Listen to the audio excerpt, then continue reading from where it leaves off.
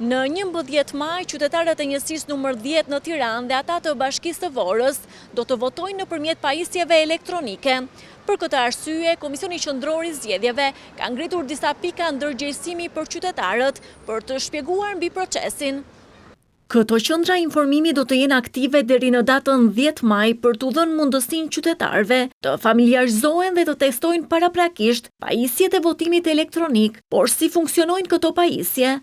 Për të votuar do duhet që të zgjedhim një nga emrat e partive apo koalicioneve në fletët e votimit dhe do të konfirmojmë votën. Me konfirmimin e votës na shfaqet lista e hapur e secilës nga partitë. Ne do të zgjedhim njërin nga kandidatët dhe do të printojmë votën.